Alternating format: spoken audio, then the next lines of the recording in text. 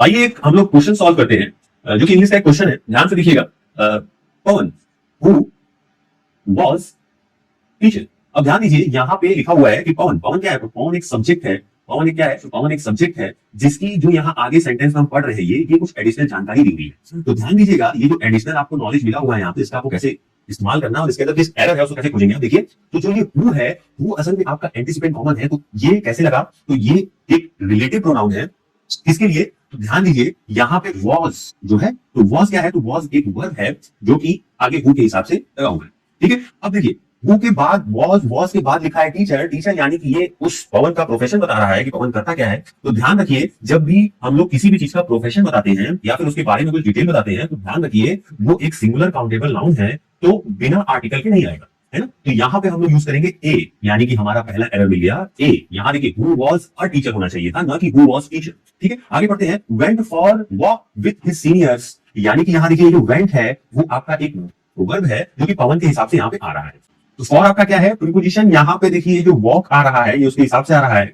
अब अगर हम लोग ध्यान देंगे तो कभी कभी हम लोग पढ़े थे कि समटाइम्स क्या करते हैं हम लोग nouns in the place of verb use करते हैं ना। तो वहां पे हम लोग आर्टिकल्स का यूज करते हैं और यहाँ पर भी वही सेम कॉन्सेप्ट हम लोग अप्लाई करेंगे और यहाँ पे लिखेंगे अ, यानी कि फॉर अ वॉक होना चाहिए ना कि फॉर वॉक होना चाहिए। अब देखिए जो विथ है, विथ आपका एक प्रीपोजिशन है जिसका ऑब्जेक्ट जो बनेगा वो बनेगा हिज सीनियर्स। क्या बनेगा ऑब्जेक्ट? His seniors. एंड आपका एक कंजक्शन है यहाँ पे जिसका एडवोकेट यानी कि जो टाइम बता रहा है वो लेटर बता रहा है। लेटर सेट डाउन ये आपका एक फ्रीजिंग वर्ब होता है जो कि यहाँ मतलब उसका बैठ जाना, यानी कि वहां पे बैठ जाएगा वो। और तो क्या करेंगे वो लोग बैठ के? फॉर फॉर आपका यहाँ फिर से क्या है? तो प्रीपोजिशन है जिसका ऑब्जेक्ट यानी कि ऑब्जेक्ट क्या है? तो उसका ऑब्जेक्ट है ड्रिंक। तो यहाँ पे देखिए एक और आपको एरर दिखेगा सेम, यहाँ पर भी ए होना चाहिए था।